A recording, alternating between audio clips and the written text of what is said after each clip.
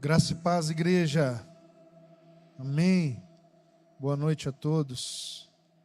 Uma alegria estar com os irmãos depois de tantos dias viajando, servindo a igreja em outras regiões do país. E retornar para casa é sempre muito bom. Eu louvo ao Senhor pela rica oportunidade, privilégio de poder servir a sua igreja, mas louvo ainda mais o Senhor pelo privilégio de ter uma casa, uma família para pertencer. E isso é de fato encorajador, renovador, um balizador para aquilo que a gente está construindo e cooperando nessa construção chamada igreja.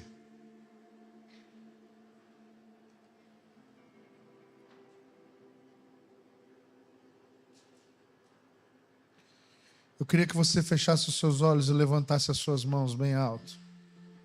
Pai, eu oro nessa noite que toda distração seja removida aqui dessa casa.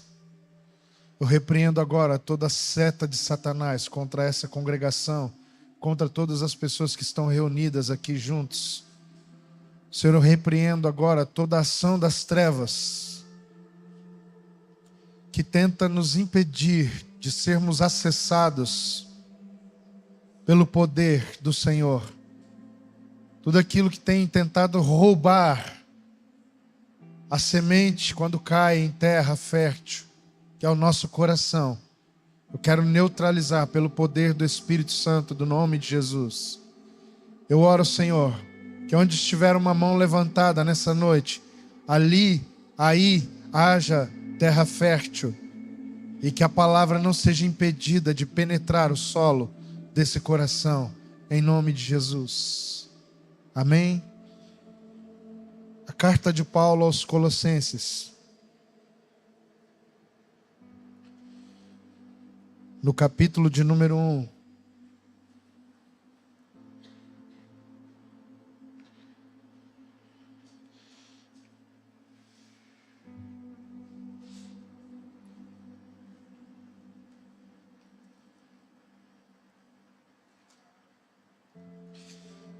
Quero pedir já desde já que os irmãos tenham um pouco de paciência comigo, porque eu estou bem gripado e, além disso, estou com um pequeno machucado no olho, então parece que estou drenando aqui líquido no corpo, tanto do olho quanto do nariz, da boca, então talvez eu precise fazer alguns barulhos aqui, mas que isso não te incomode. Está dando uma microfoniazinha aqui, está um pouco alto. Colossenses 1, a partir do verso 13, diz assim a Escritura: Ele nos libertou do império das trevas e nos transportou para o reino do Filho do seu amor, no qual temos a redenção, a remissão dos pecados. Este é a imagem do Deus invisível, o primogênito de toda a criação. Pois nele foram criadas todas as coisas, nos céus e sobre a terra, as visíveis e as invisíveis, sejam tronos, sejam soberanias, quer principados, quer potestades. Tudo foi criado por meio dele e para ele. Ele é antes de todas as coisas. Nele tudo subsiste. Esses dias, enquanto estava lá no estado do Espírito Santo, eu fui convidado a compartilhar uma palavra numa conferência chamada Cristocêntrico. E desde quando eu comecei a orar e parar para pensar um pouco de que forma eu poderia contribuir com a vida daqueles irmãos, a carta aos Colossenses vem ganhando um espaço cada vez maior em meu coração, em minha mente, em minhas meditações. Quando Paulo escreve essa carta, essa epístola, ela faz parte de um quadro de mensagens que Paulo envia enquanto está preso em Roma.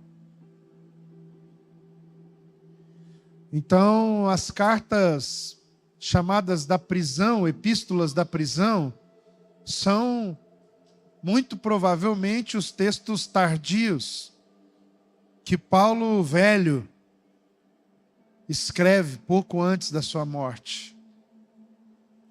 Então, com certeza, se nós queremos entender um pouco mais a substância do ministério de Paulo, dos escritos paulinos, nós precisamos olhar com muito cuidado, carinho, para essas epístolas chamadas da prisão.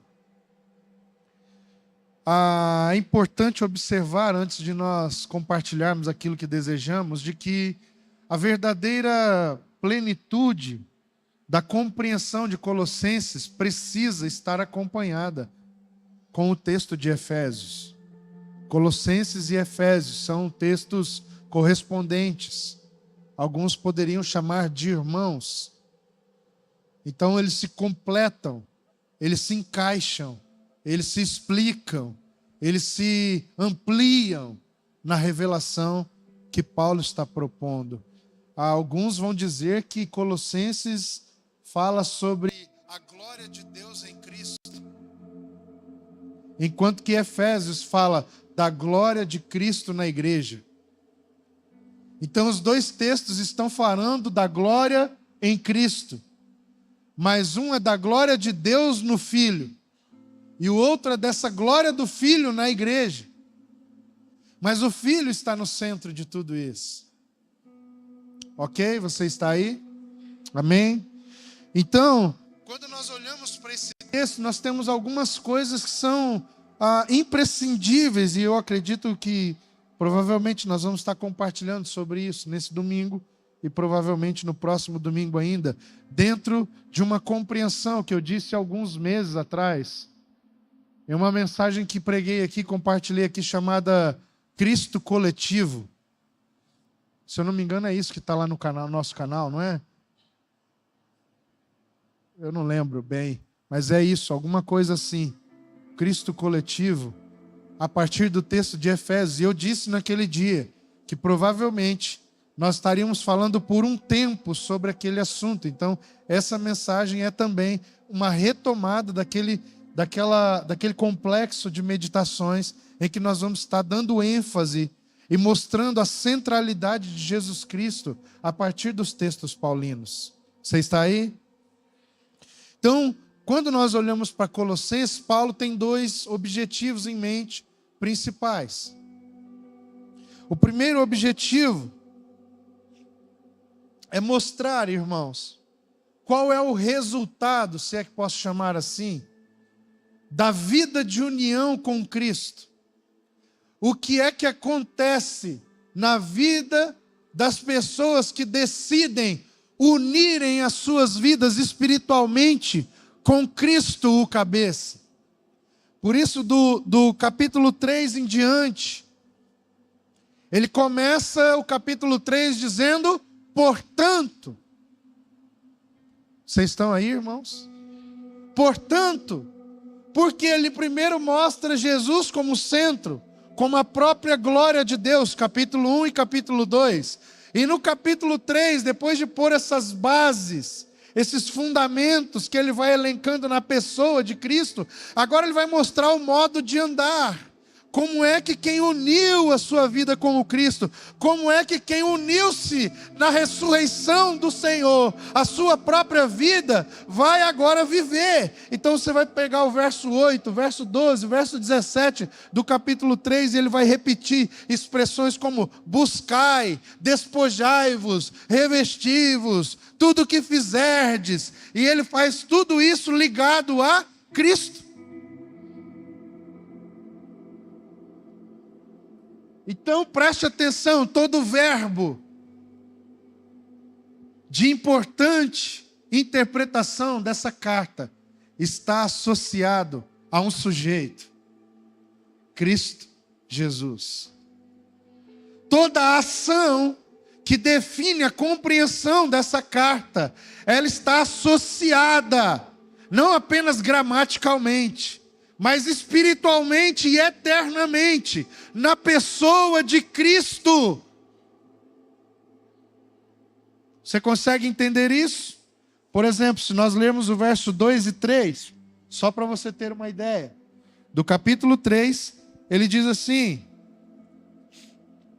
pensai nas coisas lá do alto, não nas que são aqui da terra, porque morrestes e a vossa vida está oculta juntamente com Cristo em Deus.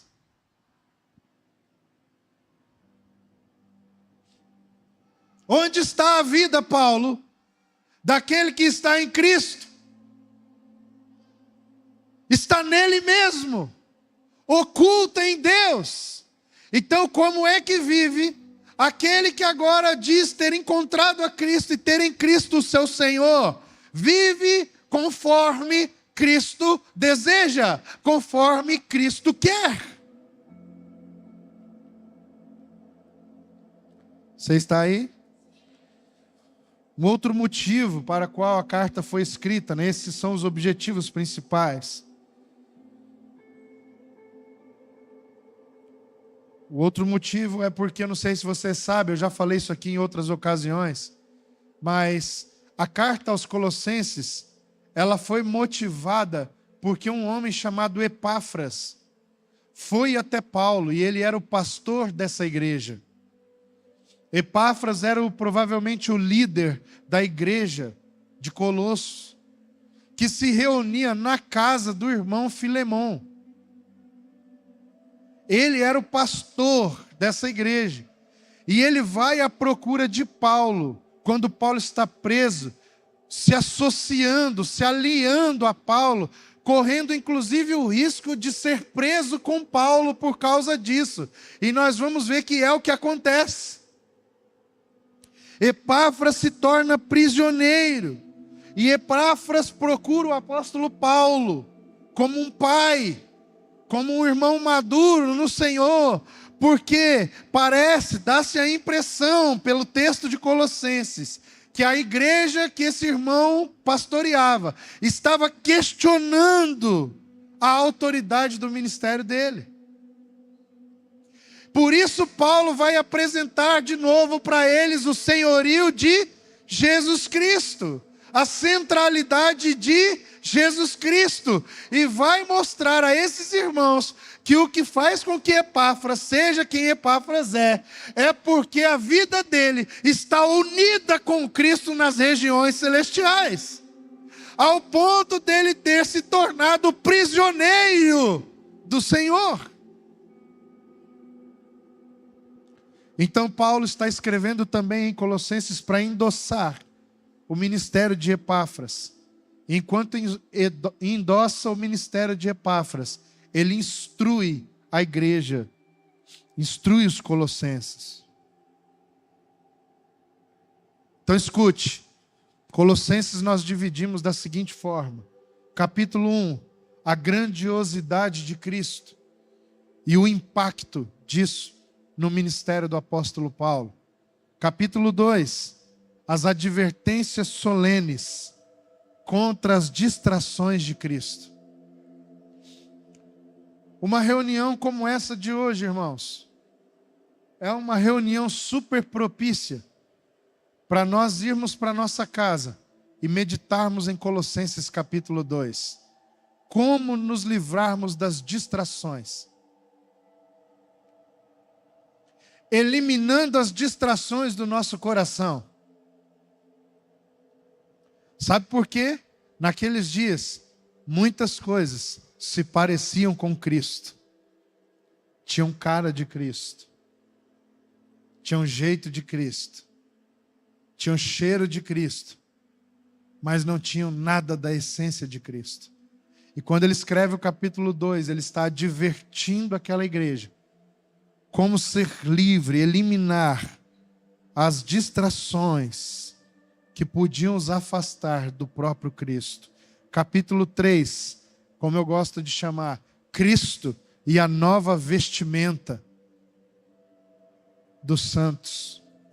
De que forma os santos podem se revestir de Cristo? E essa expressão que ele vai usar no verso 12, se eu não me engano. Como é que a gente pega Cristo agora e se veste dele? E o capítulo 3, Paulo dedica a mostrar isso. E no capítulo 4 ele faz exortações finais, do verso 1 ao 6, e o restante do capítulo ele gasta para trabalhar com as suas saudações, que são importantes, tão importantes como nada é por acaso ali. Então eu queria que você entendesse, olhando para o capítulo 2, eu preciso lançar essas bases, irmãos, porque acredito que nós vamos mergulhar nisso por algum tempo. Então olha aqui no capítulo 2, nós temos um dos principais versos de Colossenses, verso 6. Capítulo 2, verso 6. Ora, como recebestes Cristo Jesus, o Senhor, assim andai nele. Esse é provavelmente o verso-chave de todo esse texto. Assim como recebestes Cristo Jesus, o Senhor, assim andai nele. Então, se eu pudesse escolher, Rafa, um texto, um resumo, um versículo, para dizer o que é Colossenses, eu escolheria esse. Um verso-chave para entender o conteúdo, a natureza desse texto, dessa revelação tão profunda acerca de Jesus Cristo. Da mesma forma, no capítulo 3, verso 11, me acompanhe, ele diz, no qual não pode haver grego nem judeu, circuncisão nem incircuncisão, bárbaro, cita, escravo, livre, porém, Cristo é tudo em todos. Esse também é um versículo. Se o versículo 6 do capítulo 2 é uma chave para a interpretação, aqui certamente eu tenho um resumo, uma síntese do que é toda essa carta. Cristo é tudo em todos. Então, se alguém te perguntar do que fala Colossenses, você pode dizer, em resumo, Cristo é tudo em todos. Você está aí? Você consegue entender isso? E o que está por trás dessa afirmação, pastor Isaías? Algo muito simples, mas ao mesmo tempo muito profundo. A primeira coisa é, quando ele diz Cristo é tudo, ele está dizendo, Cristo é a plenitude de Deus. E ele prova isso no capítulo 1. Então a primeira coisa que o verso 11 do capítulo 3 resume, é que Cristo é a plenitude de Deus. Isso já seria suficiente para Colossenses ser tão importante, sim ou não? Mas isso não é tudo que essa afirmação diz. Essa afirmação também diz, assim como Cristo é a plenitude de Deus, Cristo também é a plenitude da igreja. Porque Ele é tudo em todos. Você está disposto a mergulhar profundamente na centralidade de Jesus Cristo? E ter a sua vida esbagaçada, destruída por essa revelação? Os seus planos abandonados por essa revelação? Você está disposto a tomar um rumo contrário àquele que você vinha definindo para si mesmo, quando Cristo assumir o centro de tudo em você? Sabe por quê? Porque essas duas afirmações não esgotam ainda tudo o que Colossenses está dizendo. Existe uma terceira afirmação, é que a igreja é a plenitude de Cristo. Cristo é a plenitude de Deus. Uau! Colossenses revela isso. Cristo é a plenitude da igreja. Uau! Menos pessoas haviam entendido isso. Agora, que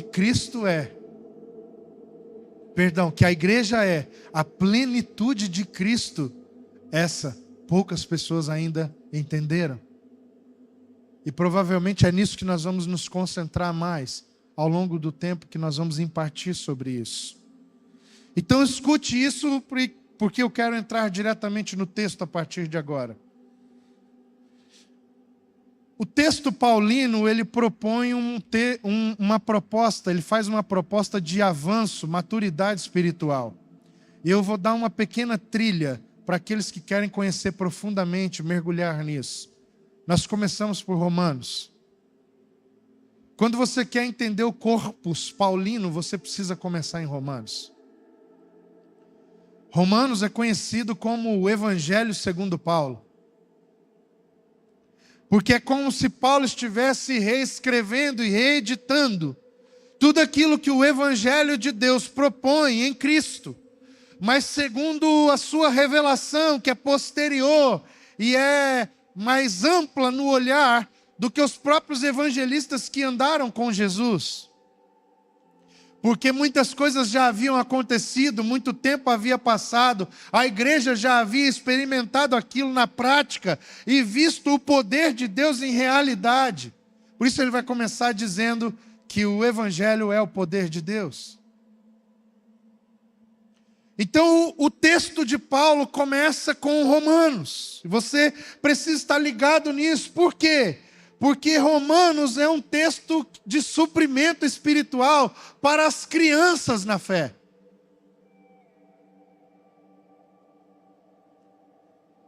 Em Romanos, por exemplo, nós temos na história a descoberta, a iluminação de Lutero, que inclusive hoje em dia está sendo revisada, de que a justificação é somente pela fé. É lendo Romanos e Gálatas que Lutero tem o seu espírito iluminado e toda a reforma protestante acontece. E é por isso que o Evangelho chegou até nós e nós podemos hoje ser livres para dar glória somente a Deus em Cristo. Porque lendo Romanos, Lutero descobriu aquilo que é básico, que é elementar, mas que para aquela época foi uma grande e estrondosa revelação.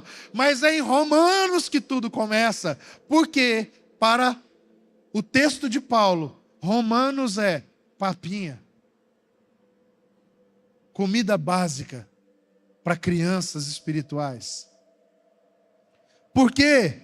Porque em Romanos, Paulo está estabelecendo os fundamentos do Evangelho, os fundamentos da fé. Você está aí? Você está entendendo isso? Você está feliz, irmão? Parece que os irmãos não estão muito felizes de ouvir o Evangelho. Não existe nenhuma complexidade nisso. Se concentre no Espírito.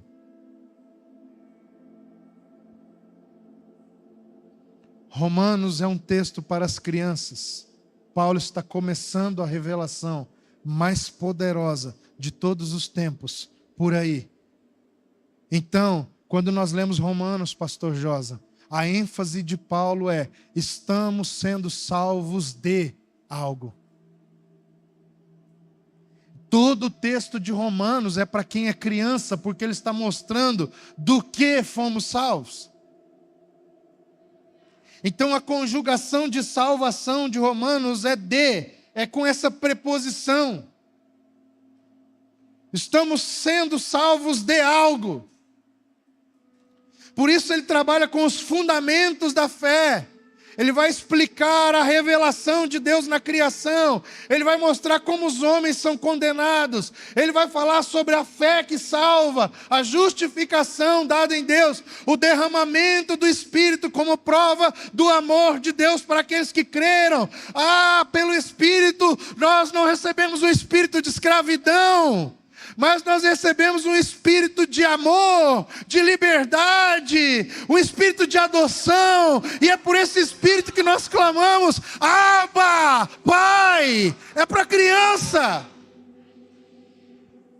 Agora escute, Eu não sei você, mas isso me preocupa bastante. Porque você já passou de Romanos na sua vida espiritual? Ou nem Romanos você entendeu ainda?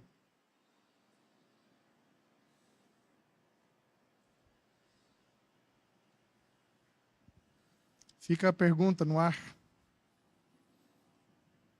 Dando um salto, nós chegamos em Colossenses, Ada. Se em Romanos Paulo está procurando suprir as crianças espiritualmente, em Colossenses ele está suprindo os jovens, espiritualmente falando, não estou falando de idade. O texto não foi escrito para jovens de idade, mas para jovens no amadurecimento. Em Colossenses ele não está mais falando para crianças. Em Colossenses, irmãos, Paulo não está mais falando do que fomos salvos, mas para que fomos salvos.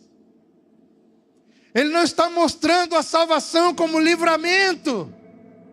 Ele está mostrando a salvação como dádiva de um propósito. Ele está mostrando que Deus nos salvou para o revelarmos em toda a criação. Ele está mostrando que agora na igreja, Jesus, como a imagem do Deus invisível, é visto nela. Então, em Colossenses, Paulo está mostrando a grandiosidade de Cristo Jesus.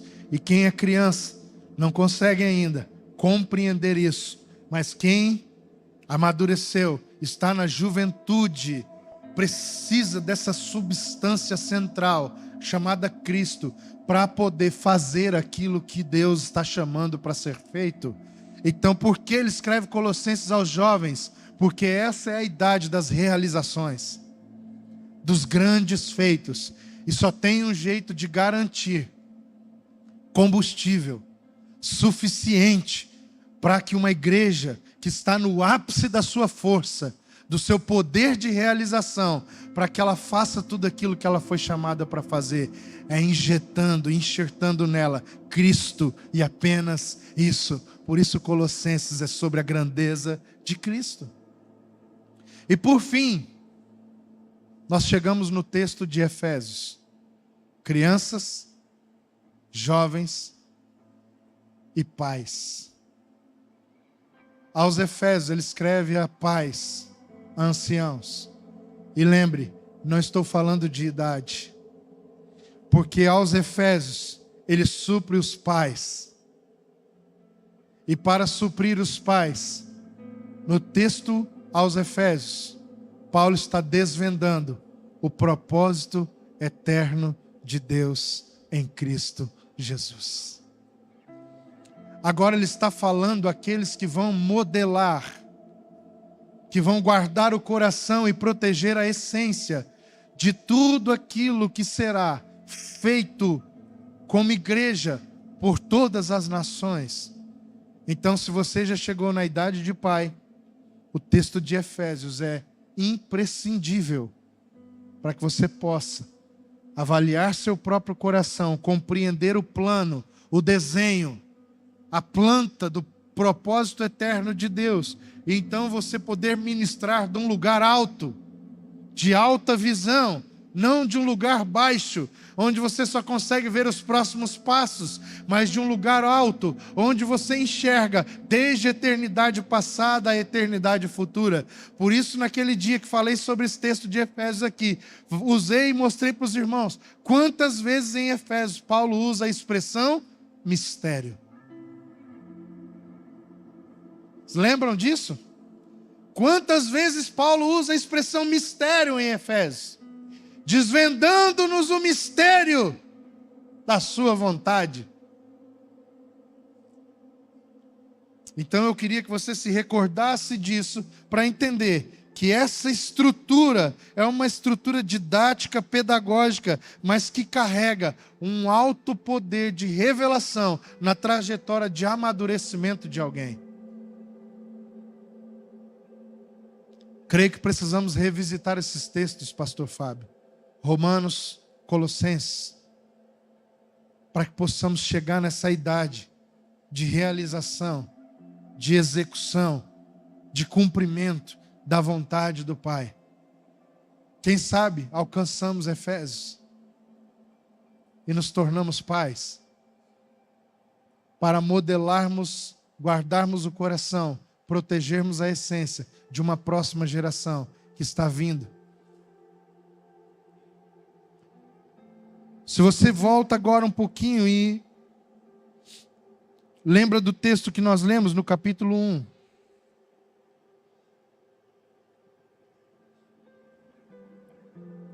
E ele começa dizendo: Ele nos libertou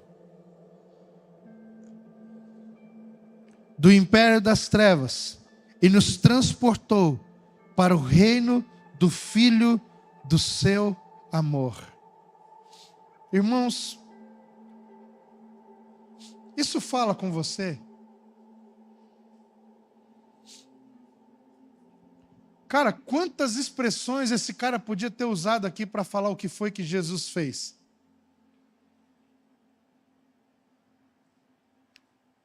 Ele nos transportou, e ele está falando de Deus. Deus nos transportou do império das trevas para o seu reino, para o seu governo, para a sua terra. Como outros escritores bíblicos vão mencionar, usando outras analogias.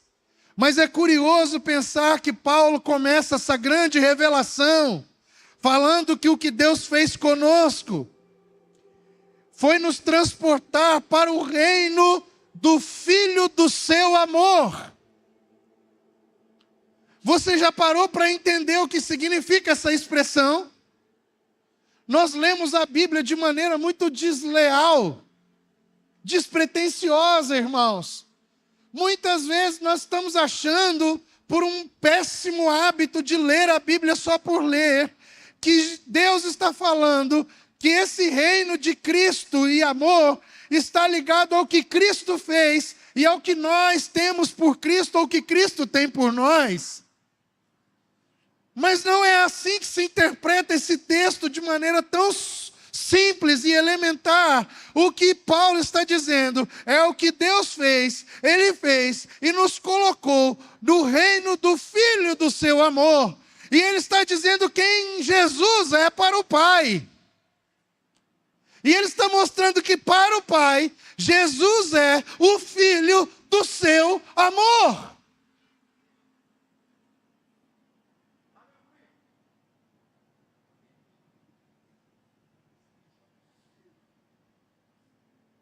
Você é doido? Isso não muda nada. Irmão, isso muda tudo. Porque o que Deus fez, Ele não fez porque Ele te ama. Ele fez porque Ele ama o Filho.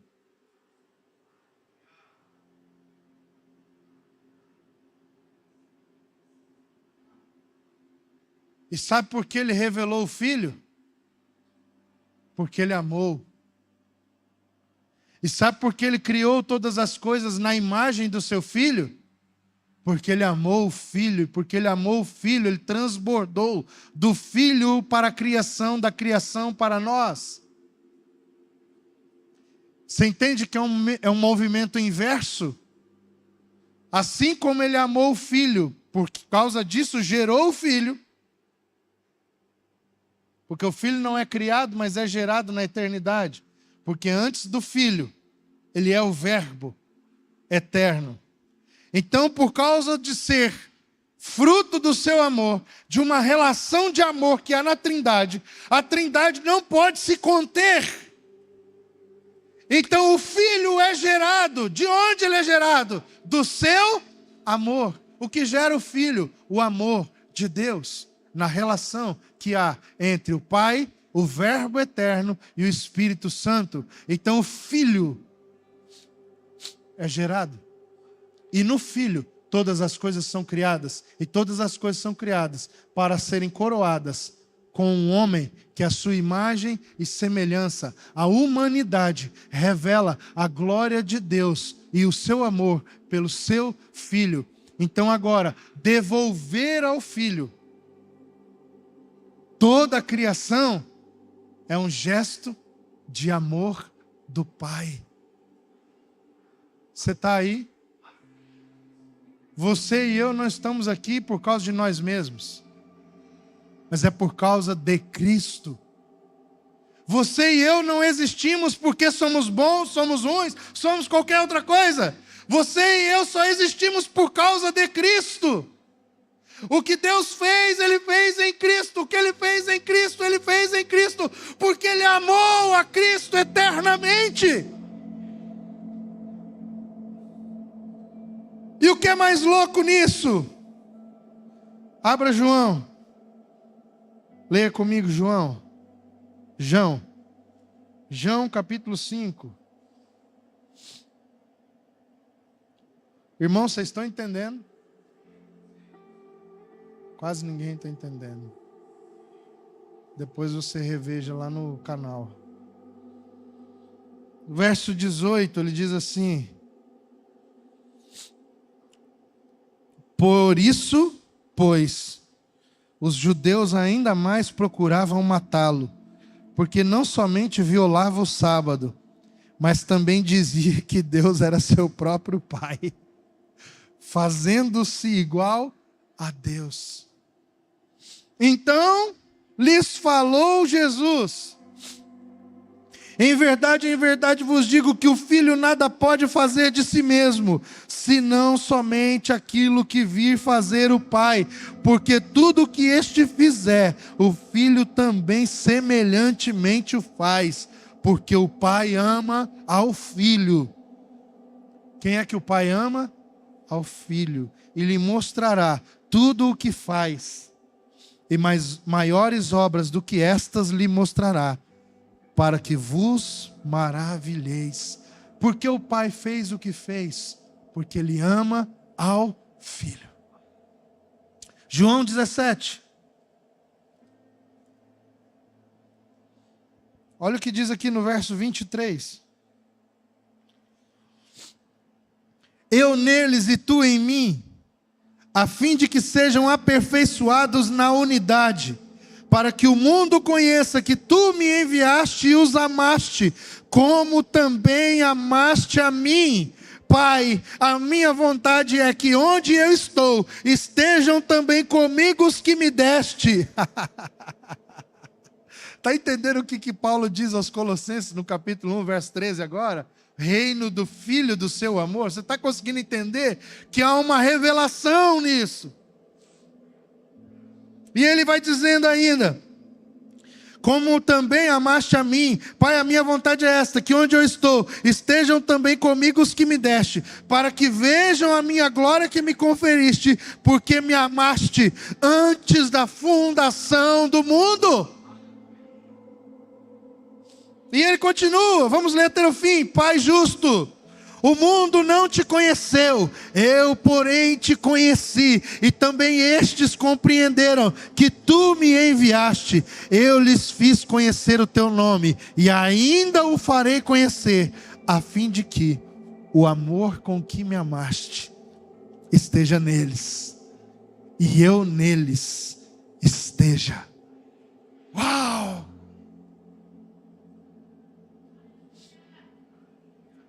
Nós não fomos transportados, Rafa, para um reino qualquer, para um outro império que se opõe ao império das trevas.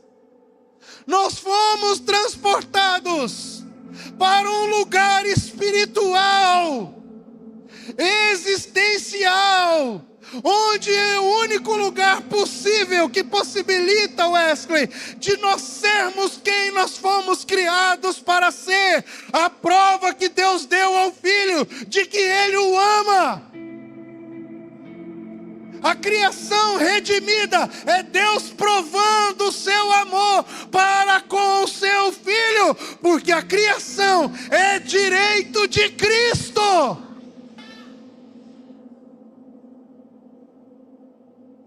Por isso Agostinho diz Não há um lugar no universo inteiro do qual Cristo não possa clamar: é meu.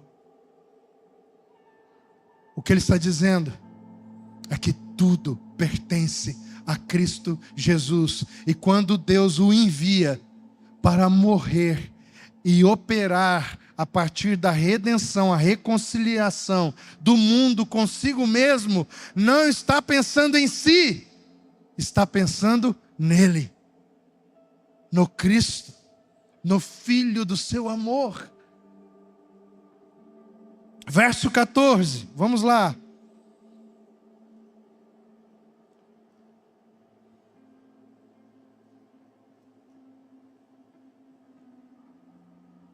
Capítulo 1, verso 14, vamos acompanhando.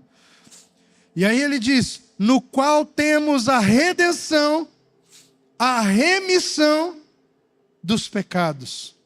No qual é uma referência a quem? A Cristo. Então o que é que esse texto, Colossenses 1, 13 e 14, quer dizer, José? Esse texto quer dizer que o que Deus Pai fez em nós foi nos transportar para o Filho do seu amor. E nesse Filho nós temos a redenção e a remissão dos pecados. Agora lembra, por que ele fez o que ele fez? Porque ele amou a Cristo. E se ele amou a Cristo, o que ele fez porque ele tem uma íntima e profunda comunhão eterna, uma profunda relação com esse Filho. E quando ele diz que nele temos a redenção, a remissão dos pecados, o que Paulo está dizendo é que nós fomos convidados a participar dessa íntima e profunda relação de amor que há entre o Pai e o Filho. Os afetos do Pai pelo Filho foram estendidos a nós. Oh, meu Deus, aleluia! Ei, nós pensamos, meu Deus, a nossa mente é grega, é romana, cara. Quando a gente pensa na obra da redenção, a gente pensa em teologia sistemática. Remissão dos pecados, perdão dos pecados, justificação, regeneração. Nós pensamos em soteriologia. E aqui, irmão, está falando de um casamento. Isso não é grego. Isso é eterno. Redenção é porque o que Deus fez em Cristo, fez para provar a Cristo o seu amor. E agora o que Ele faz em nós, é para mostrar para o Filho, de que Ele cumprirá a sua disposição de amá-lo eternamente. A nossa redenção é a evidência de que o Pai e o Filho se amarão para sempre. E se não bastasse isso, Ele abriu um espaço na Trindade e nos permite participar disso como seu corpo, porque agora Ele é a cabeça do corpo.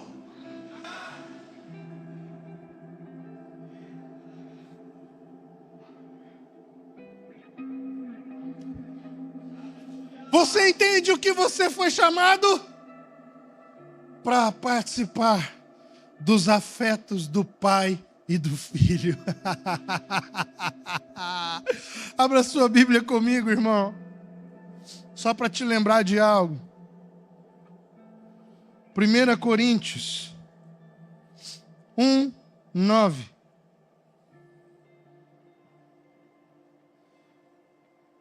Redenção, irmão, não é teologia grega.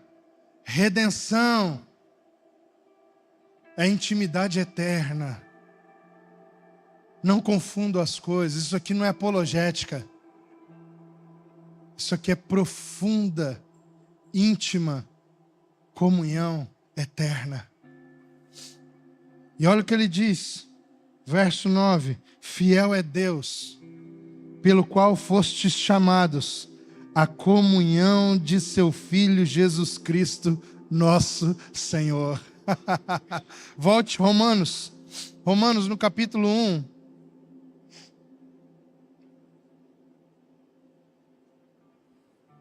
Romanos no capítulo 1, verso 6. Esse texto aqui está massacrando meu coração, irmãos. Ele diz: de cujo número sois também vós, chamados para serdes de Jesus Cristo. Sabe o que essa palavra quer dizer? Que o chamado de Deus para nós é pertencermos a Jesus. Deus está sentado numa mesa,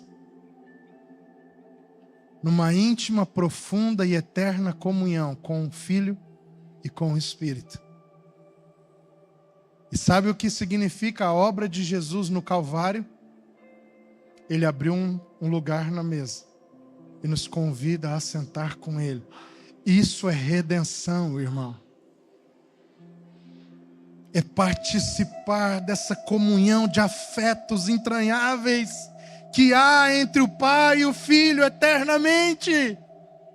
Aleluia! A comunhão de Deus com o Filho foi disponibilizada, aberta para nós. Verso 15. E creio que vamos caminhando já para o fim. No verso 15 ele diz: este é a imagem do Deus invisível, o primogênito de toda a criação. A expressão imagem aqui, a expressão que também era usada como um anel dos reis da antiguidade, que era uma espécie de selo, assinatura, identidade. Então os reis possuíam anéis que tinham esculpidas a sua própria imagem. E quando eles iam certificar documentos, cartas reais, régias, que seriam destinadas tanto a outros reinos, a outros impérios, como também ao seu próprio reino, para que uma mensagem fosse atestada como mensagem real, eles pegavam uma cera. Eu não sei se você já viu isso em algum filme, mas filmes antigos, alguns filmes passam esse tipo de coisa. Eles pegavam uma cera, colocavam um bolinho de cera naquele papel, e então pegavam o anel de selar, que só o rei tinha, e espremia naquela cera, até que aquela cera ficasse com a marca do anel, que era a identidade real. O que Paulo está falando é que Cristo é isso de Deus. O anel de selar de Deus sobre toda a criação. Isso é loucura! Porque quando toda a criação foi criada, ela foi criada com uma marca impressa, a marca de Cristo. E o que a criação agora geme ansiosamente e aguarda pela revelação dos filhos de Deus, é que se levante um tipo de gente que quando a criação olhe, ela veja nesse tipo de gente o anel de selar.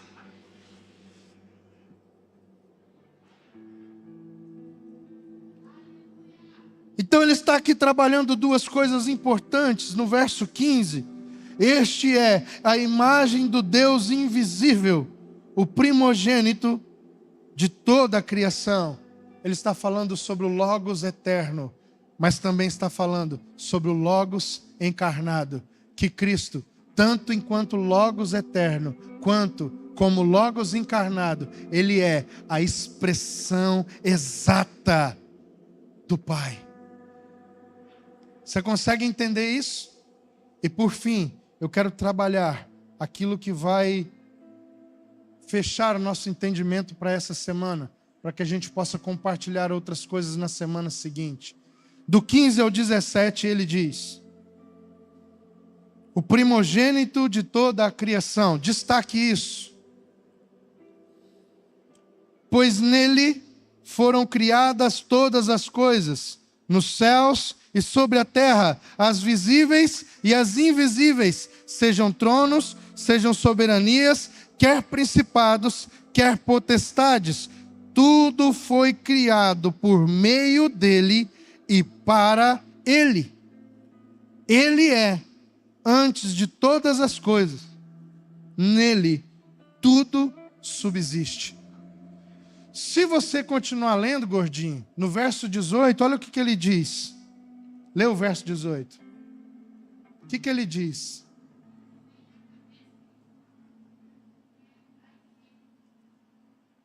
O primogênito de entre os mortos. Quando nós lemos Colossenses, é comum que a gente ache que ele está repetindo o que ele diz. Mas ele diz que ele é o primogênito de duas coisas completamente diferentes uma da outra. A primeira coisa que ele diz que ele é o primogênito de toda a criação. E a segunda vez que ele usa primogênito é de entre os mortos. Jesus é primogênito duas vezes, irmão. Primeiro ele é, do verso 15 ao 17, Paulo está apresentando o que significa dizer que ele é primogênito de toda a criação, pastor Isaías.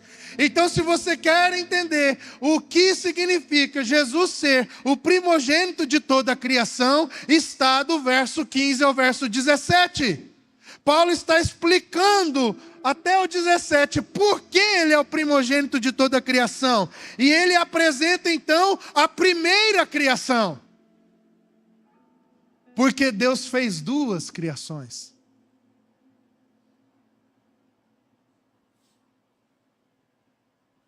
Aleluia. A primeira criação, a criação do cosmos natural. E aí duas coisas eu destaco. Olha o que Paulo fala como primogênito de toda a criação ele é. Ele é antes de toda a criação, mas também é o cabeça de toda a criação. Se ele é o cabeça, então ele é o primeiro. Por isso, primogênito de toda a criação. Então preste atenção. Quando Deus criou todas as coisas em Cristo, Cristo é o primogênito, o primeiro de toda a criação. Vocês estão aí? Por isso, transportados para o reino do Filho do seu amor. Esse foi gerado por Deus em amor. E nele que foi gerado por Deus em amor, todas as coisas foram feitas. Por isso ele é feito antes, gerado antes. Primogênito, cabeça. E agora, a partir desse primogênito que está nos céus, todas as outras coisas são feitas conforme o poder que reside nele. Então ele é antes de toda a criação e cabeça de toda a criação. Nessa primeira criação, Deus estabelece uma ordem criacional. E ele vai criando todas as coisas. Primeiro dia, segundo dia, terceiro dia, quarto dia, quinto dia. E qual é a última coisa que Deus faz na primeira criação? O homem. Então, Adão, o homem, na criação da primeira criação, ele é introduzido no final de tudo. Mas, na nova criação, Adão, o novo Adão, o último Adão, ele é introduzido primeiro. E o que vem logo depois? A igreja. E depois, a redenção de todas as outras coisas. Por isso, no capítulo 3 de Atos, quando Pedro está pregando, ele diz que ele está retido nos céus, até que todas as coisas que foram preditas pelos profetas sejam restauradas. Então, na primeira criação, ela tem uma ordem que é terminada, concluída com a introdução de Adão. Mas na nova criação, ela é inaugurada com a introdução do último Adão, o segundo homem que Deus estabelece sobre a face da terra. Lá faz de Adão surgir A sua Eva. Só que a Eva é a última coisa que aparece sobre a face da terra. Em Cristo, na nova criação, a Eva é a primeira coisa que ele faz depois de mostrar o cabeça, o primogênito de entre os mortos. E eu concluo perguntando para você, depois de falar isso tudo: sua vida, seu comprometimento, seu posicionamento, faz a consumação, está ficando mais perto? Ou está ficando mais distante? E o que é na minha vida que define se eu estou aproximando o fim ou retardando o fim? É se eu estou glorificando a Cristo, participando da comunhão de seu Filho. Volte para dentro dele. E nesse lugar de intimidade eterna e comunhão profunda, dê a Cristo a honra que lhe é devida. E como você faz isso? Amando ao Senhor de todo o seu coração, expressando isso a Ele todos os dias da sua vida e amando o seu irmão, o seu próximo, como Ele nos amou. Se nós pegarmos essa chave, nós aceleraremos a vinda do Senhor para a consumação dos séculos.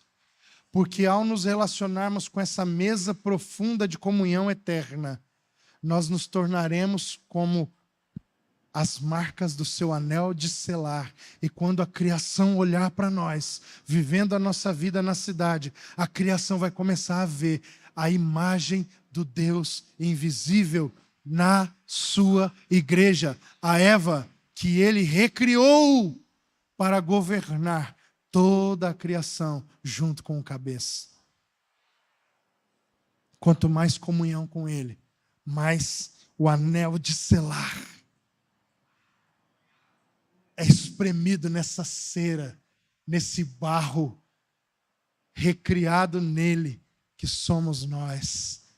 E quando vamos ficando parecidos com ele, a sua imagem, a criação volta a se sujeitar, a se submeter. E quando a criação voltar a se submeter plenamente, nós veremos o Senhor voltando nos ares para nos encontrar. E a cabeça, então, repousar definitivamente sobre o corpo. Eu quero te convidar, irmãos. Ser cristocêntrico é: pare de viver a sua vida imediatamente. Entre nesse lugar da redenção, do perdão dos pecados, e por meio de uma íntima e profunda comunhão com o Senhor, cabeça, primogênito de toda a criação, mas primogênito de entre os mortos, deixa ele te tornar semelhante a quem ele mesmo é. E isso nos dará autoridade para restaurarmos todas as coisas. Que o Senhor te abençoe e me abençoe. Que nós possamos experimentar essa realidade de sermos transportados do império das trevas para o reino do Filho do seu amor. Em nome de Jesus.